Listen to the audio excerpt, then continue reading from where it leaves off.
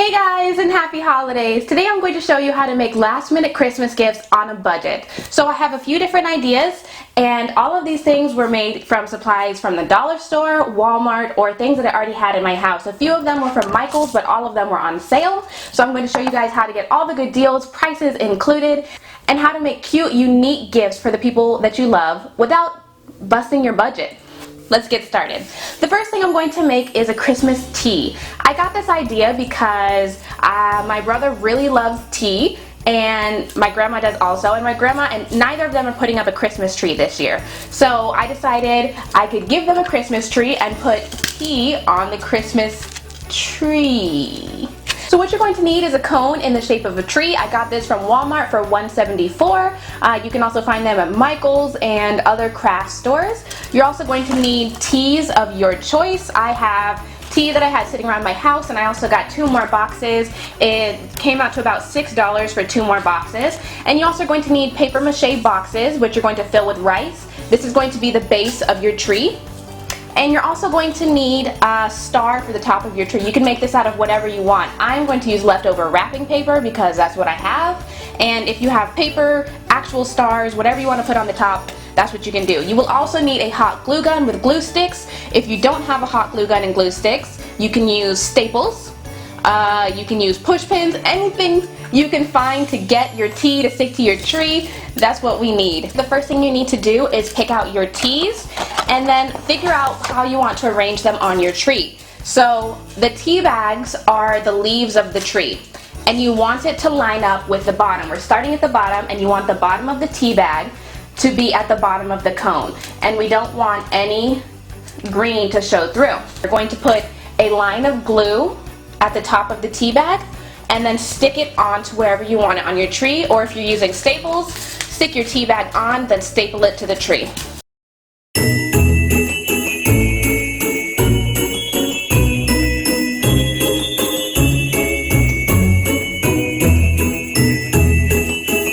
Alright guys, so when you finish your tree, it's going to look something like this. And I cut out a star on cardboard, and then I covered it in wrapping paper to make it look nicer. And the cardboard is just to make it stiffer so that you can place it on your tree more easily.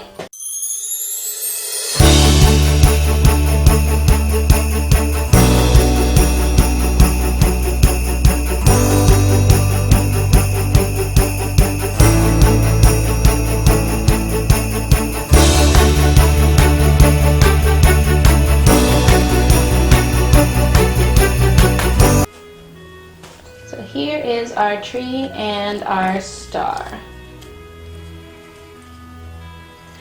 Now you're going to get your paper mache box, which I have filled with rice, to weigh it down so that our tree doesn't go falling over.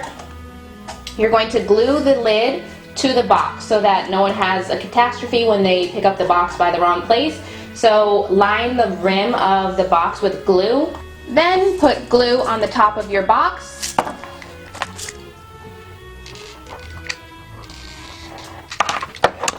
Take your tree and place firmly in the center. And that's how you make a Christmas tree. Cappuccino ornaments. So I'm going to put cappuccino mix and other things, other goodies in this plastic fillable ornament, and then make it all cute and everything like that. So, I also have a Christmas cup to go with it. This cup I got from the dollar store for $1. Very cheap, super cute, and I'm using it right now as a base or a holder for my ornaments so that the things I'm putting inside the ornament don't go everywhere. What you're going to need is 3 tablespoons of cappuccino mix. If you're using hot chocolate, use a packet of hot chocolate. I'm also going to use white chocolate chips and marshmallows that are made for hot chocolate or hot beverages. You can add any other toppings you want, such as candy cane pieces, other kinds of chocolate chips, nuts, any toppings that you want to add in there. The more the merrier. And just make sure that between layers you level everything out and make it pretty and presentable. When you're done, you're going to put the top back on, and then you can decorate it however you want with ribbons. You can write on it.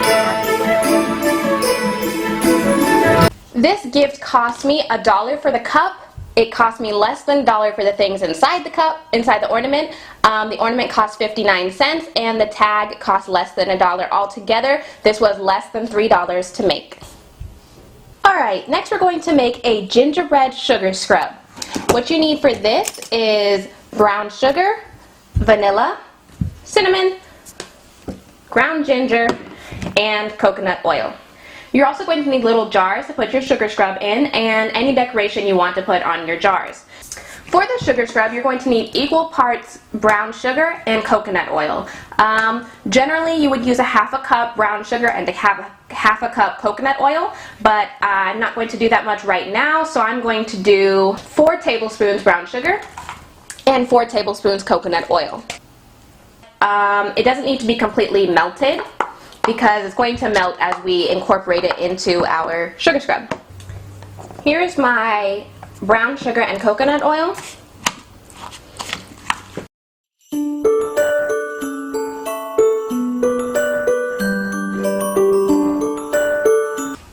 This sugar scrub does not use any essential oils because the smells come from the ingredients that are going in here, like the ginger, the cinnamon, and the vanilla, and the sugar. So if you wanted to make a different kind of sugar scrub, you would have the same basic idea with your sugar and your coconut oil equal parts, and then you could add anything else that you wanted. You could add a peppermint essential oil, you could add vanilla essential oil, you could add whatever you wanted and get creative with it.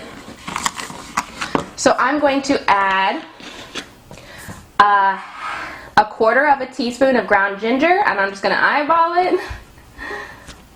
That was probably more than I needed. I'm going to add a quarter of a teaspoon of ground cinnamon. I'm going to add a half a teaspoon of vanilla.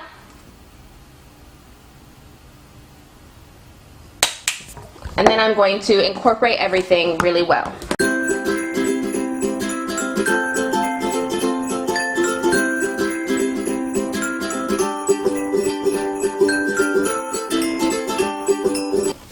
Next, you're going to need a clean jar, and you're going to put your sugar mix inside your jar.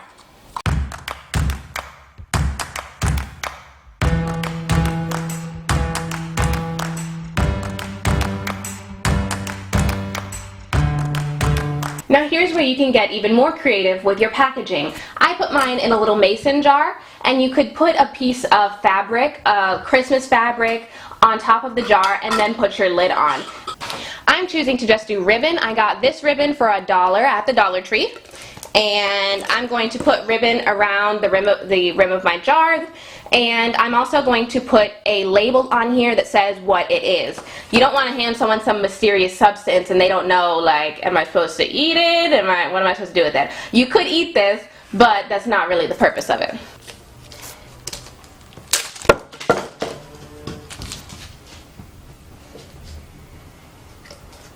A bow around my jar. Now I'm going to curl my ribbons with some scissors.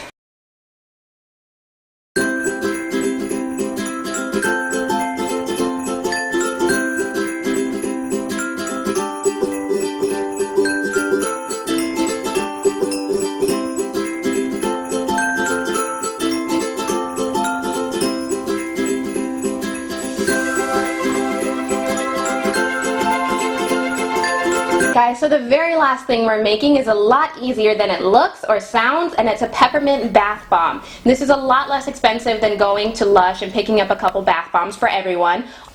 So for these bath bombs, you're going to need Epsom salt, cornstarch, vitamin E oil, or your choice of oil. You could use extra virgin olive oil, you could use coconut oil. You're going to need your essential oil. I've got candy cane, but there's plenty of peppermint oils to be found at the drugstore. Baking soda, a measuring cup, pink food coloring, and citric acid. Now this citric acid is food grade organic citric acid that I found online, but they do sell citric acid in Walmart next to the canning supplies. So anywhere where the mason jars are, you should be able to find citric acid. You're also going to need water and or witch hazel. I've got witch hazel that I'm going to try out instead of water, and it's the same thing as water though. It's still got same water content, and if you're using water, just make sure you're adding your water very slowly so that your bath bombs don't activate. You're going to want to start by incorporating all your dry ingredients first. You'll need 1/4 cup citric acid, followed by 1/4 cup cornstarch, and you may also want to use a gas mask or a dust mask to prevent all those particles from going up your nose and choking you up. Then 1/2 cup Epsom salt, which all of these things can be found in a grocery store, followed by 2 teaspoons of your vitamin E oil or coconut oil or whatever oil you're using. And then after that, you're going to incorporate with your fingers to break up any lumps and bumps. You might want to wear gloves if you don't know the person you're giving it to that well. And definitely when you add your food coloring, wear gloves because it will stain your hands. I skipped that step in the video, but I do add my food coloring right before I add my essential oil. As for that, you're going to need about 5 drops, but more if you want it to be stronger. I did more and it came out very pepperminty and I love it. And then I just continue to stir with my fingers. Once you get to the water and or witch hazel, you're going to want to add little by little to make sure that it's not activating too quickly. You want to stop the activation with your fingers and keep mixing until everything sticks together like wet sand. Really want to pack everything in as much as possible so that everything will adhere to itself. So I'm using a spoon and I'm filling my bath bomb one side of my mold. And then I'm going to use the bottom of my spoon to press everything down and really pack it in.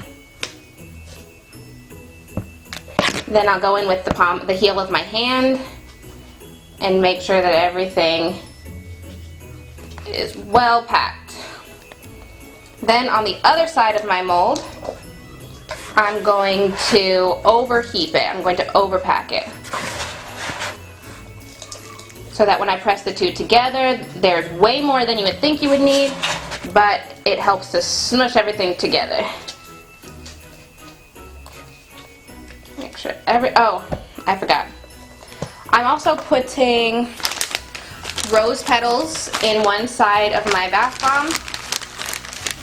This is of course optional. I got these online for like $3. They're dried rose petals, and that's just going to make it look even cooler.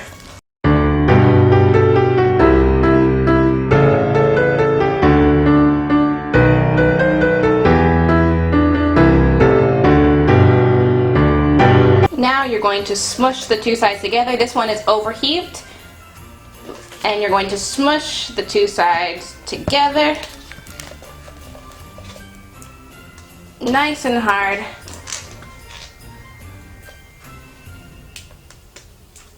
I'm sweeping out any excess in the side right here because I don't want a UFO shaped bath bomb. I want a circular bath bomb. And there you go. I like to stick these in the fridge for about 2 hours before I take them out of their molds. However, if you're short on time, tap the top and the bottom with a spoon before you gently twist these out of their molds, and then leave them to dry for 2 days. Alright guys, that's it for our DIY day. I hope you enjoyed all these ideas and that it gave you some more ideas of your own. If you did think of something else in addition to what I showed you, leave it in the comment down below. I would absolutely love to see it. And let me know how your DIY projects turn out. Again, happy holidays. Bye-bye.